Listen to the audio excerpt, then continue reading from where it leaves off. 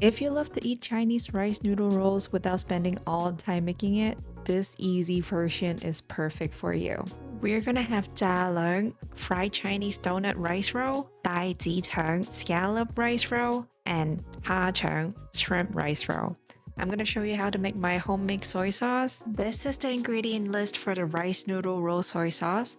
We just need the white part of the green onion so you can chop the green part for garnishing. Add all the ingredients into a pot and give it a quick mix. Bring it to a boil and let it simmer on low heat for 10 minutes. This is the ingredient list for the fried Chinese donut roll or Zhaliang.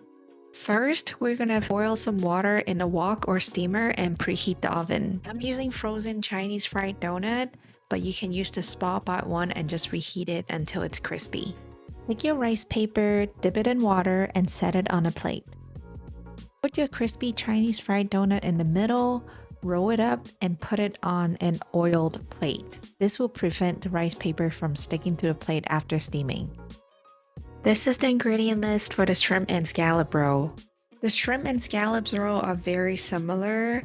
I clean and devein the shrimp, cut the scallop in half, dry all the seafood together, and season them in the same bowl for a quicker process.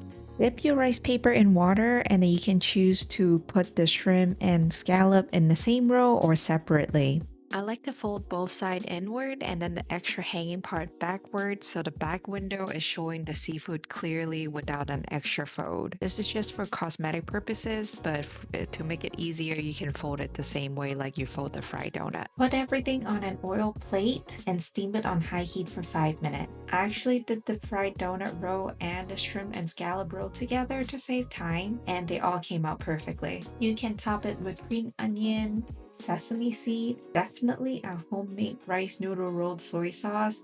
Cut them in little pieces, and for the Zhaliang you can have the sweet sauce and also the sesame sauce for the more authentic taste. If you are a spicy lover, definitely add some chili oil to bring the flavor to the next level. Alright, that's it for today's video. Hopefully you love the content. Make sure you check out all my easy recipes and I will see you next week.